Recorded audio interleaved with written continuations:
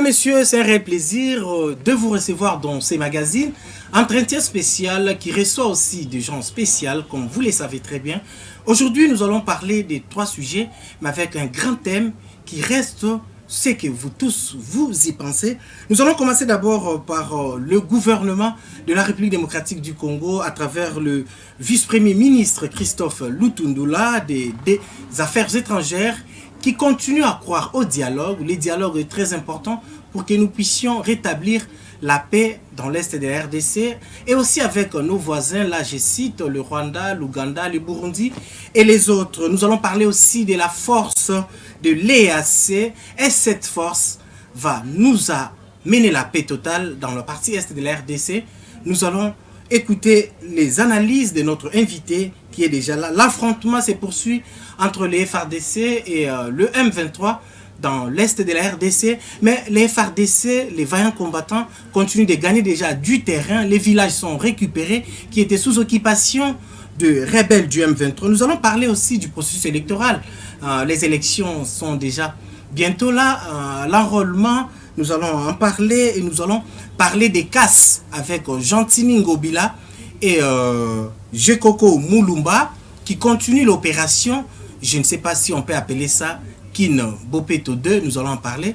Et nous allons parler aussi des partis des Fiyou Ndondoboni, parce que nous avons un invité qui est cadre de ces partis. Je m'en vais pour vous le présenter. Il s'agit bien de Jansi Kimbangu. J'ai dit bienvenue et bonjour. Merci beaucoup, Kazadi. Merci, c'est un réel plaisir de vous avoir sur ces plateaux. Hein. Oui, ça a toujours été un énorme plaisir de vous avoir comme confrère. Merci. Aujourd'hui, vous me recevez et c'est vraiment un plaisir pour moi. Je me suis dit, il faudrait que je laisse tout ce que je faisais pour venir d'abord honorer un confrère qui m'a invité, mais aussi un patriote. Je sais comment vous vous battez pour la RDC. Merci beaucoup. Mais ici, je ne vous reçois pas comme journaliste, exactement, comme analyste politique et cadre d'un parti politique. Vous avez déjà fait votre choix? Exactement, parce que déjà, vous le savez, je suis expert en communication politique. Exact. Politique extérieure, c'est-à-dire on parle de la politique internationale. J'ai un diplôme dans ça, j'ai aussi beaucoup d'autres diplômes à côté. Et aujourd'hui, je me présente comme cadre du Parti Orange. Parti Orange qui veut simplement dire ordre pour des actions nouvelles, garantes et d'équité. Dirigé par le président Fiyou Ndondoboni. Parce que les gens je le salue à passant, un monsieur intègre. Je le salue aussi. Il est très posé. C'est quelqu'un qui milite pour le changement. Il est vraiment ancré 2 pieds sur terre dans le changement et il a toujours cru au président de la République. Mais depuis longtemps, hein, il a collaboré toujours avec... Il a toujours été à côté du hein? président Félix Antoine Tshisekedi Tshilombo, qui est un allié du parti et nous ne cesserons de le soutenir aussi pour les élections à venir, les élections qui vont arriver en 2023. Merci. Je crois que nous allons ajouter un élément. Vous êtes aussi entrepreneur.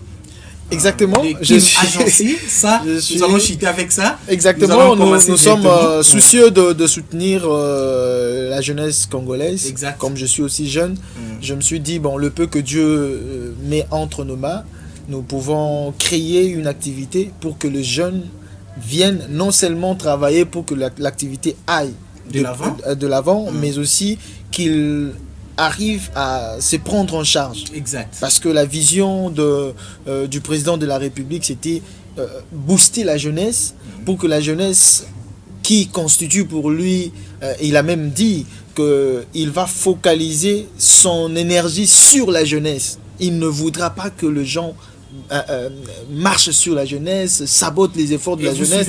Et moi, je me suis dit, sur base de ça, je dois m'y mettre aussi. Félicitations, Jansi Kimbangu. Merci beaucoup. Chers téléspectateurs, nous allons commencer cette émission avec des questions.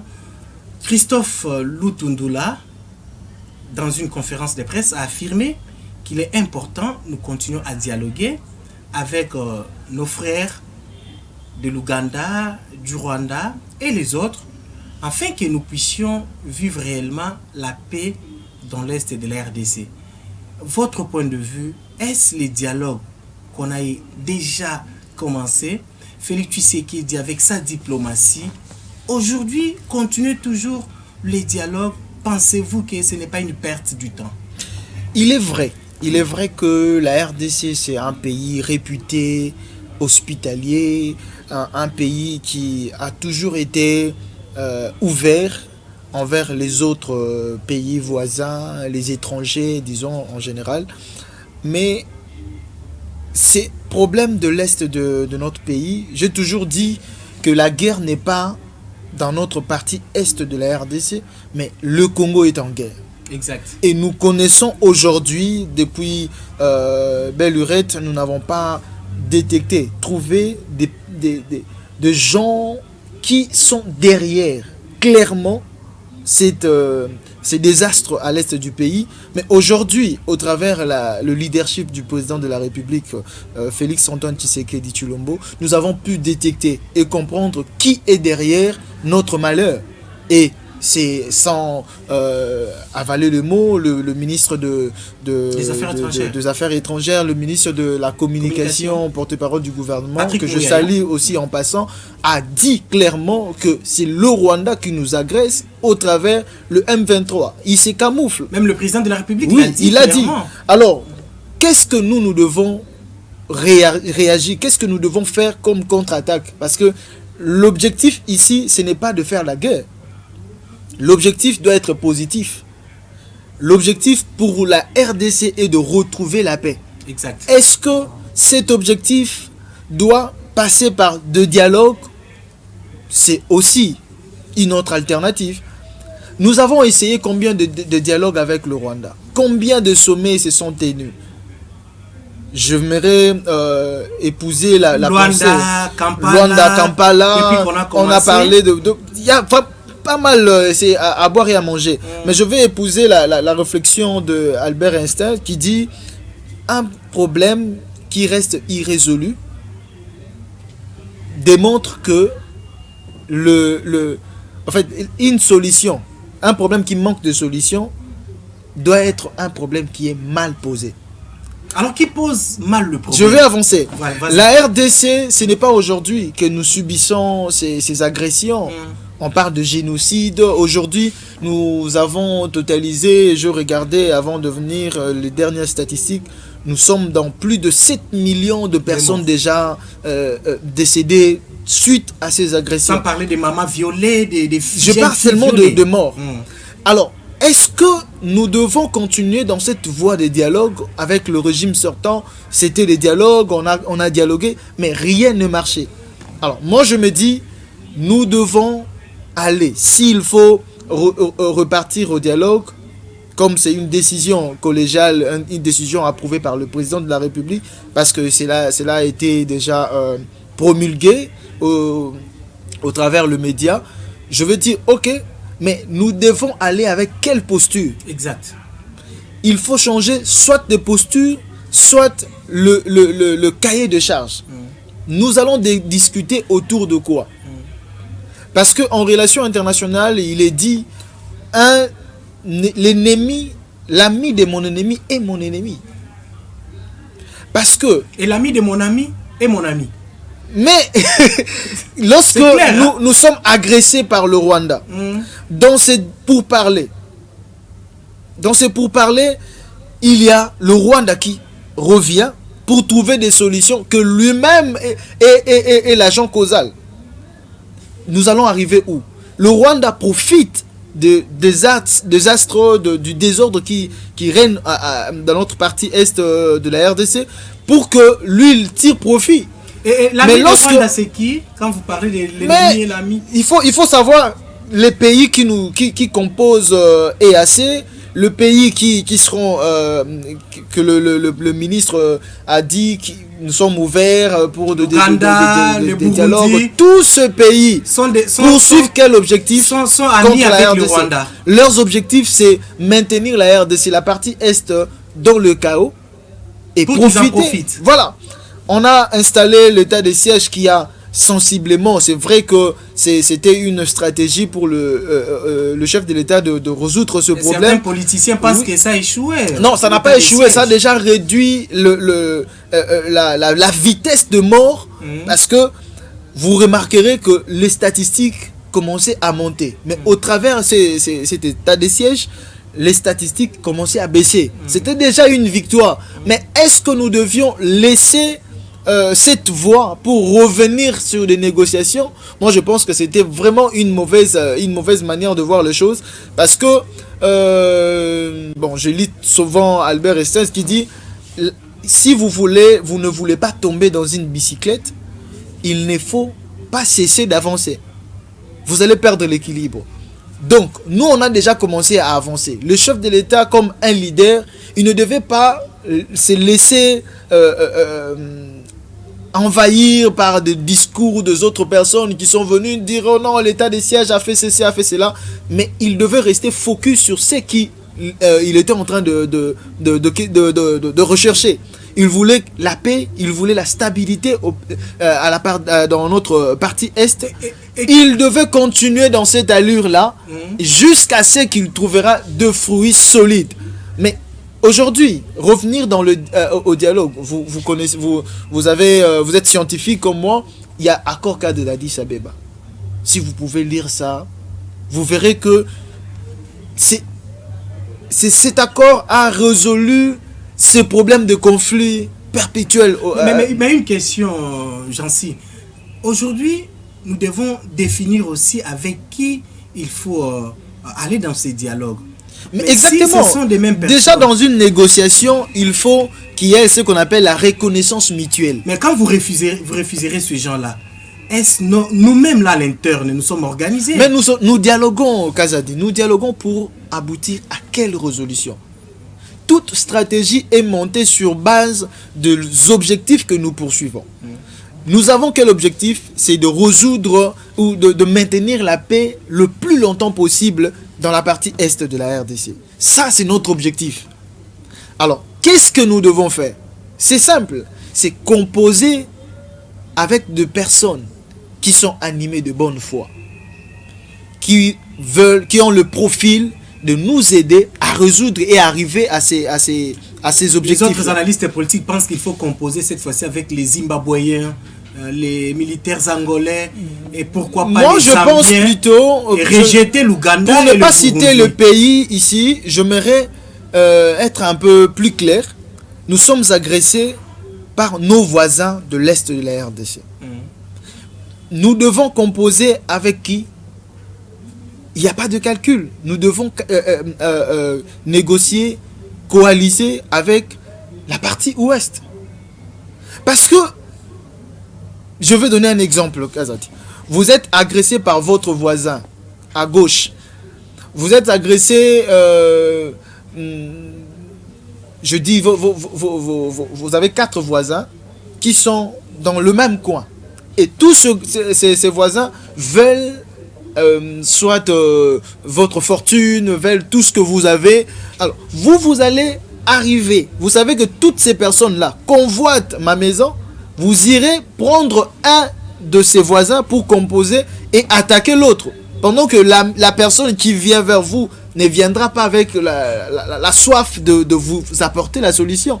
Il viendra certainement pour vous espionner. Il viendra pour comprendre quelles sont vos stratégies, pour que si vous détectez que lui aussi poursuit les mêmes objectifs que l'autre que vous attaquez, vous serez dans l'obligation de rompre avec lui. Exact. Et quand il va revenir, bien compris. Quand il va revenir, s'il vous plaît, il va revenir dans l'autre camp, il saura déjà comment vous contre-attaquer. Donc, nous devons prendre des gens qui sont extrêmement loin que nos ennemis, composer avec et résoudre ces problèmes une fois pour toutes.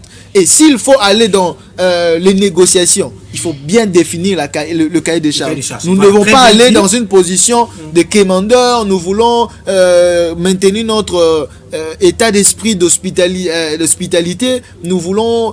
non, nous devons imposer ce que nous voulons avoir. S'ils ne veulent nous pas... voulons avoir la paix totale dans l'Est de l'RDC. Ouais. C'est comme si vous rejetez totalement la force de l'EAC. Vous ne pensez pas que cette force-là pourra apporter quelque chose? Vous êtes journaliste depuis que cette force est venue. Quels sont les fruits qu'on peut palper du doigt? Vous êtes journaliste. Autre chose, vous avez vu le président de la République en train de Reprocher un tonner. général. Oui, il tonnait sur ce général. Il leur rappelait que vous êtes venus nous aider.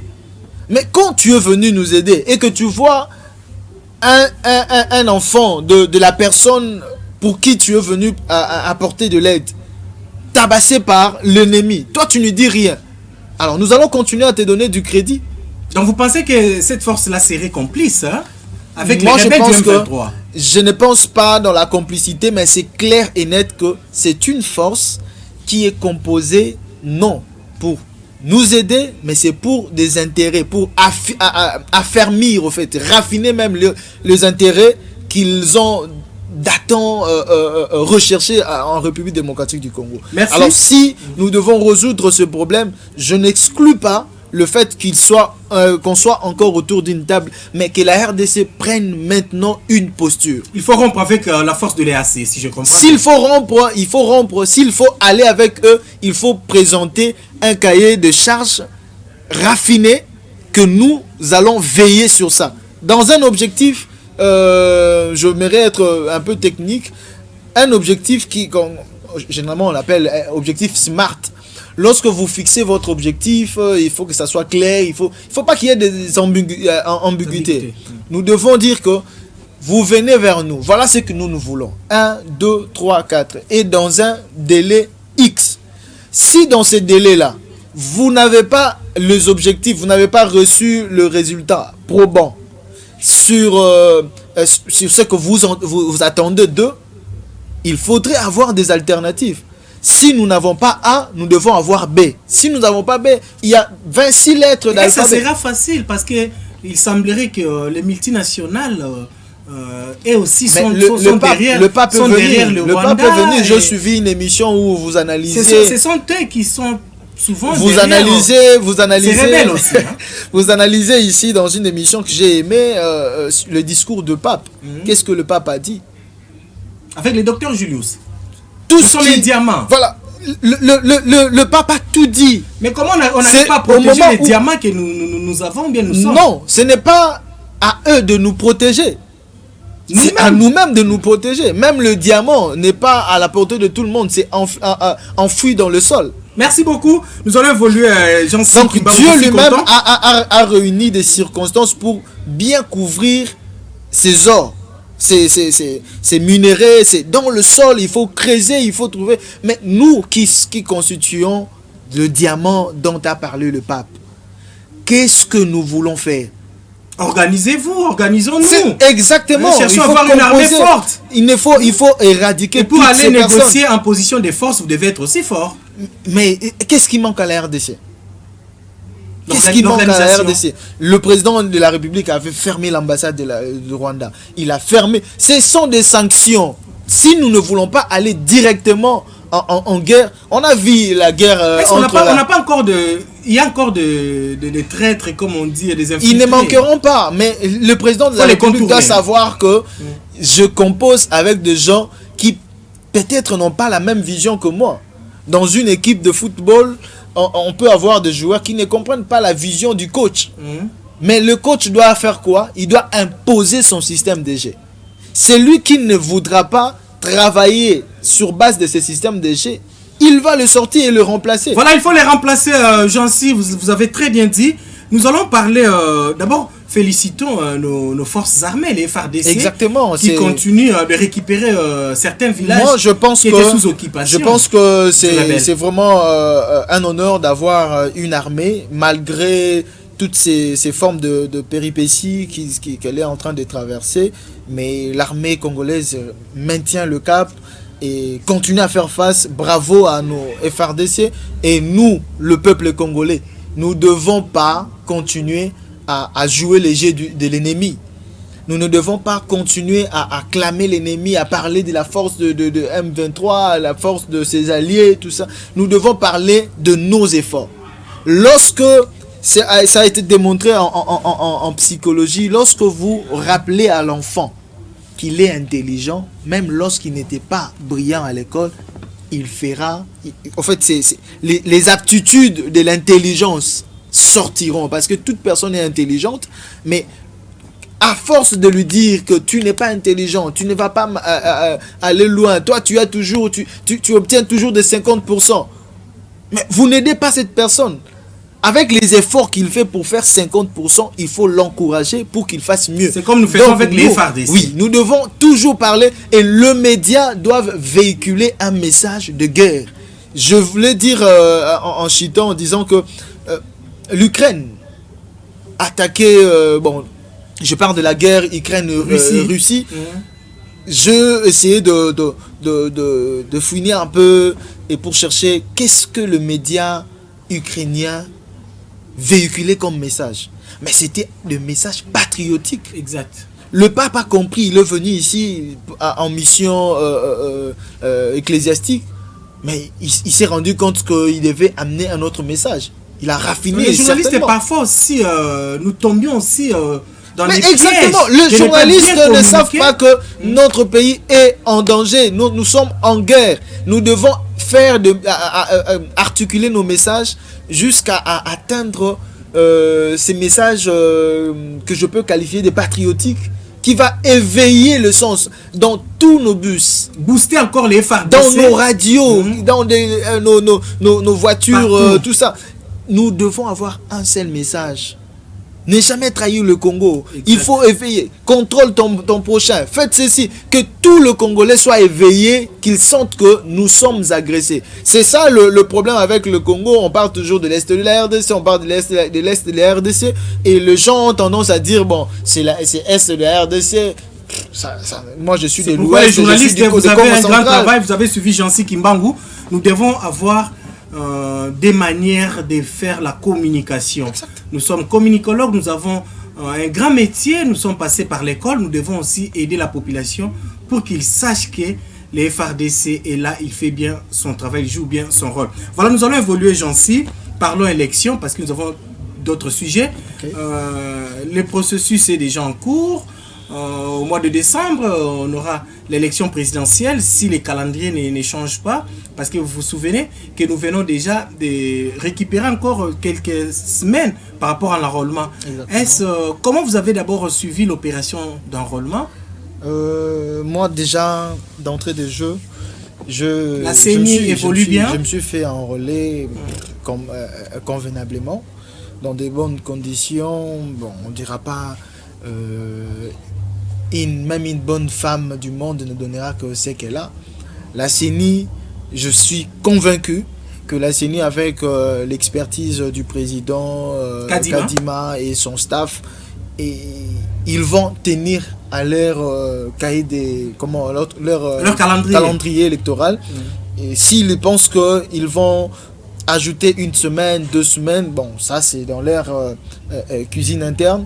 Et je pense que probabilité de modifier avec par rapport au temps, tout ce que mais moi je ne suis pas expert, mais je pense que vous êtes analyste, je pense qu'il faut vraiment modifier, parce que si déjà vous ajoutez 2 semaines, automatiquement ça doit repousser le calendrier, ça doit modifier aussi, à moins qu'ils aient une autre philosophie. Je n'ai pas eu le temps de discuter. Aujourd'hui, avec vous encouragez quand même le travail de la CENI. J'encourage, parce que j'étais à Mwanda, j'ai vu que des gens au Congo central, Matadi, Boma, Mwanda, je vois des gens s'enrôler calmement et tout le monde s'empressait. Et à Kinshasa, n'en parlons pas, et les gens se sont enrôlés, on a vu, et bon...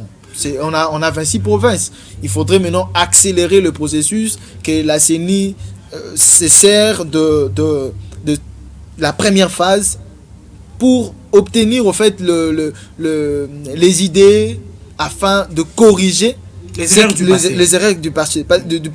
Parce que à Kinshasa, par exemple, les gens sont cultivés, les gens sont très éveillés. Il y a le média, il peut oublier, mais la radio peut rappeler que les enrôlements vont en finir. Voilà. Mais dans le fin fond, dans le Congo profond, peut-être ils n'ont pas de radio, peut-être ils n'ont pas de... Alors il faut vraiment une bonne communication, associer des experts en communication. Il ne faut pas prendre de gens parce que c'est votre frère de tribu. Il faut prendre des professionnels. Il faut prendre des professionnels qui savent que dans le milieu reculé, qu'est-ce qu'il faut utiliser comme communication, qu'est-ce qu'il faut adapter comme outil pour atteindre toutes ces personnes-là. Ça, c'est un élément de taille. Un élément de taille. L'autre élément que je peux dire, c'est la disponibilité des bureaux d'enrôlement.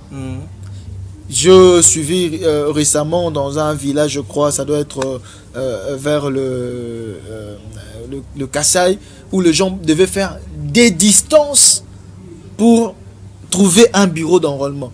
Alors, toutes ces choses-là devaient être cartographiées pour savoir que la personne ne peut pas faire plus de 100 km. Qu'est-ce qu'on peut faire dans tel coin? On peut mettre un centre au milieu et ça relie, ça va couvrir cette zone. Zonifier un peu le bureau et on va voir que tout le monde c'est très bien. Nous allons évoluer. Okay. Monsieur le président Denis Kadima, vous avez suivi, donc coup de chapeau, mais il faut quand même travailler avec des professionnels.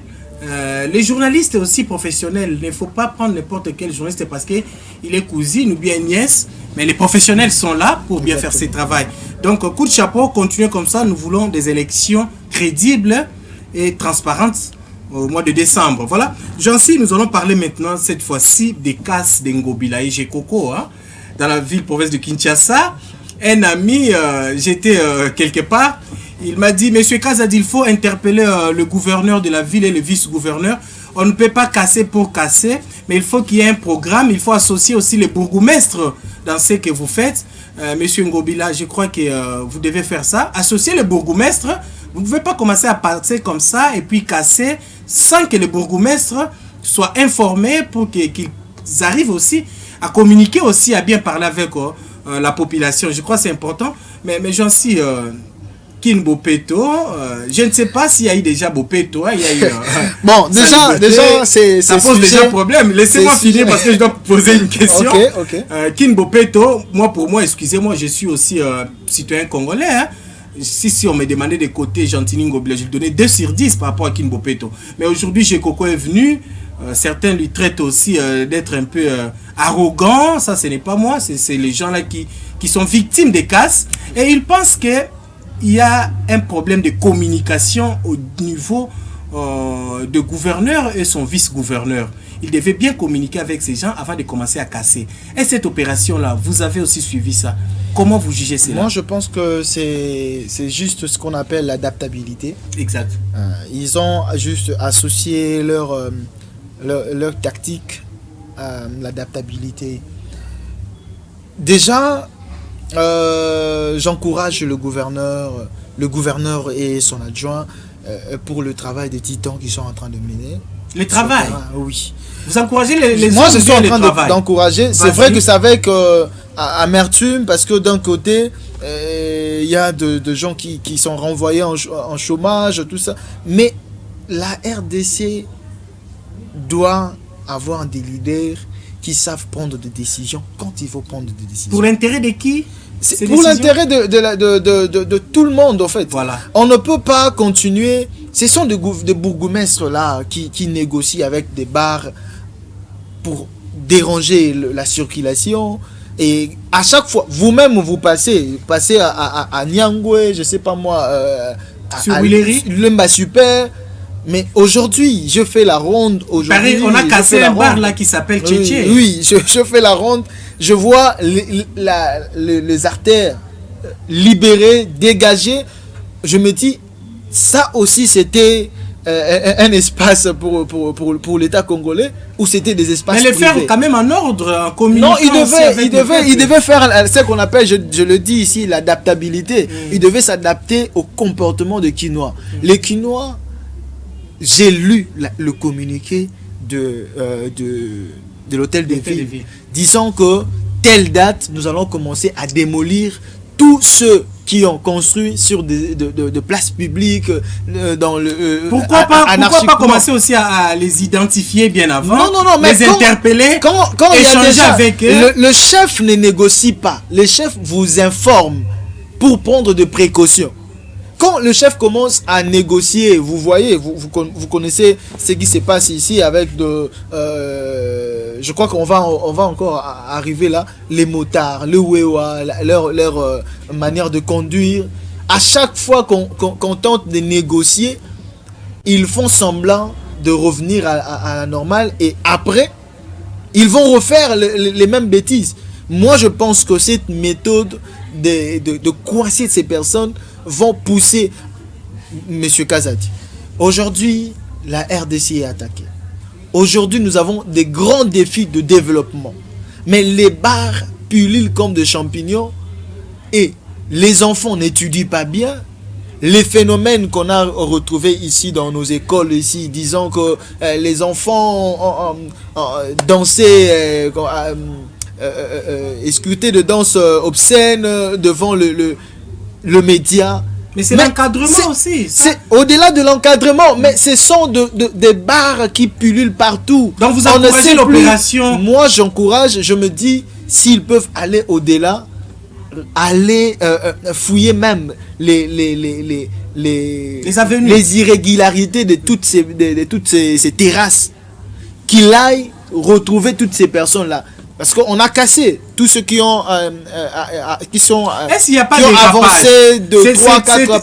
C'était, il faut casser des bars, je ne sais pas moi, enlever des véhicules qui sont non loin des grandes artères. C'était ça. Ou bien non, il faut aller même au niveau des tous ceux qui ont construit. Tous ceux qui ont construit. Est-ce qu'il n'y a pas de dérapage dans leur façon de faire les choses? Non, la voie publique n'est pas seulement de grandes avenues. La voie publique, c'est même les avenues, les petites avenues et tout ça. Merci bien. Nous devons soutenir nos autorités et je vais appeler toutes ces personnes qui avaient de terrasses, qui avaient des bars, qui ont mal construit, de revenir à la normale.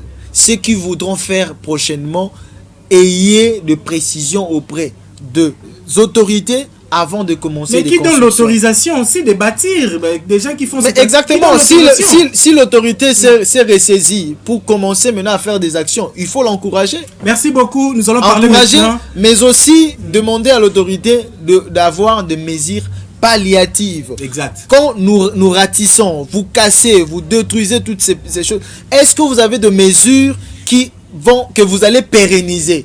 Ce n'est pas seulement par le sursaut d'orgueil que les autorités, vous allez descendre sur le terrain, vous commencez à faire des ratissages et après 3, 4, 5 mois, on revoit encore le même bâtiment renaître encore.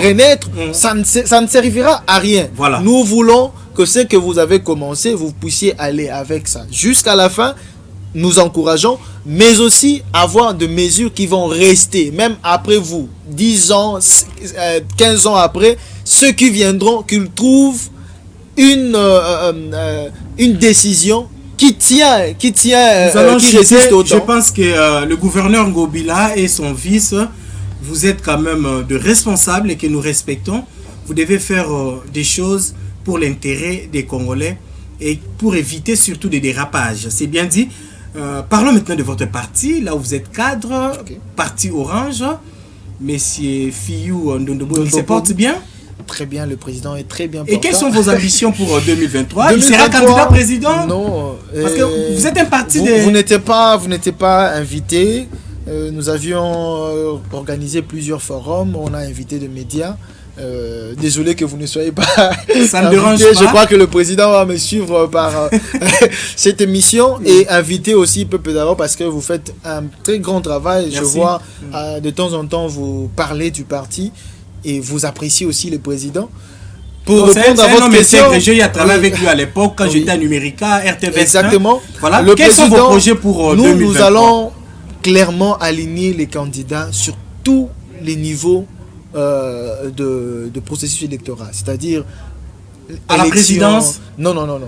Nous allons sur tous les niveaux. La présidence, vous avez déjà fait le choix? Parce que oui, nous avons déjà fait l'Union sacrée. Nous sommes membres de l'Union sacrée, alliés du président de la République, de l'UDPS. Notre candidat à la présidentielle, c'est le président Félix Antoine Tshisekedi. Ah, c'est déjà Félix Tshisekedi. On l'avait déjà annoncé. Voilà. Vous êtes en retard et au niveau de la législative nationale, on va aligner le candidat au niveau provincial, au niveau municipal. Vous êtes prêt pour les élections?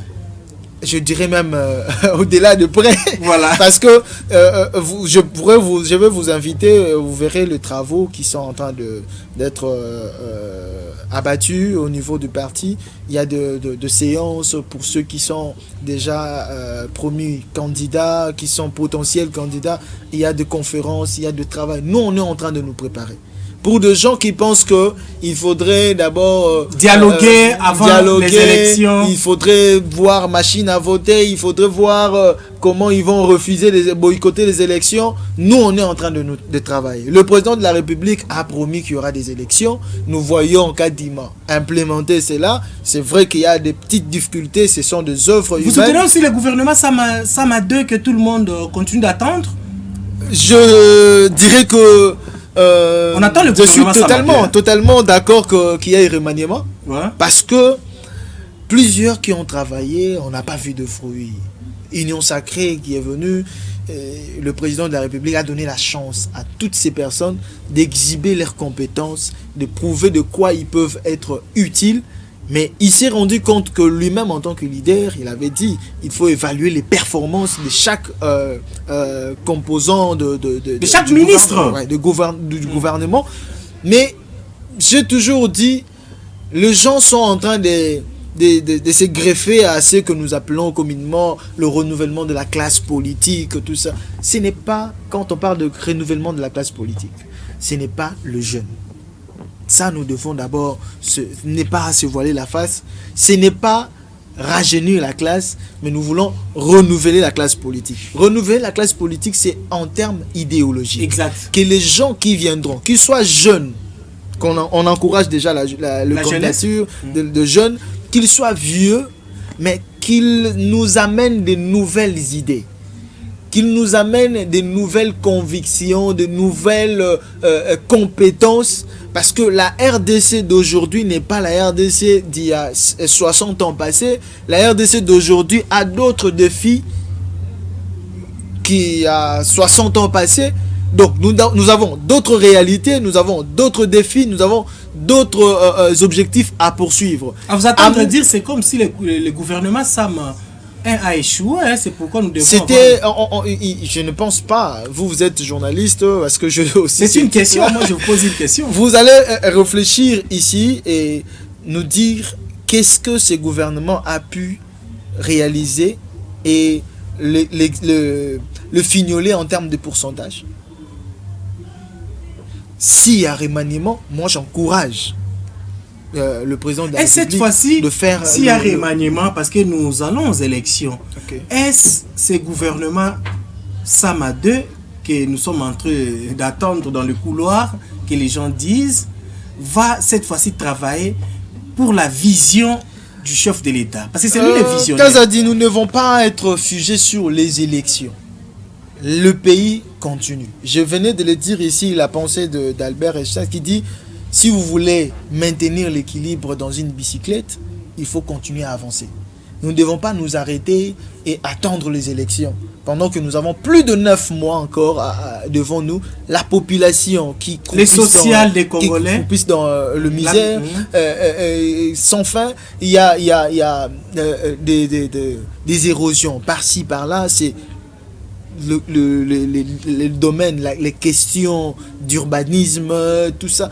Est-ce qu'il n'y a pas de gens qui peuvent ramener de solutions sur table, palpables et durables? Ne nous amenez pas de projets biscuits qui vont juste soutirer de l'argent.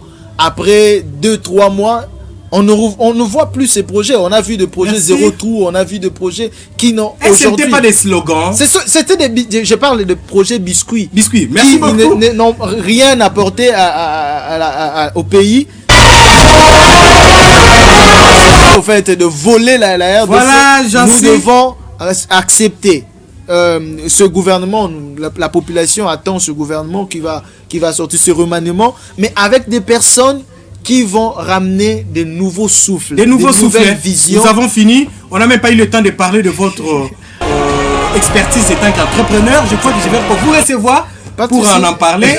Les temps ingénieur Mike me fait déjà signe, le DT Mukendi. Je dis merci aux téléspectateurs et surtout à l'équipe technique qui nous a accompagnés. Merci beaucoup, Jancy Kimbangu. Ce n'est pas la première et la dernière. Exactement. Nous allons encore vous recevoir pour parler d'autres choses. Je serai toujours disponible. 30 secondes, un message à la population. Excusez-moi. Un message, je pourrais dire à la population, restons confiants, soutenons le chef de l'État. Il a des visions, il a des idées, il a cette passion de résoudre le problème du Congo. Nous devons le soutenir et aussi changer notre discours. Voyons des choses positivement et avec Dieu, nous allons vaincre. Avec Dieu, nous allons vaincre. Cette émission est finie. Mesdames et messieurs, on était en direct. Je crois qu'il y aura une rediffusion de cette émission. D'ici là, portez-vous bien. Au revoir. Merci.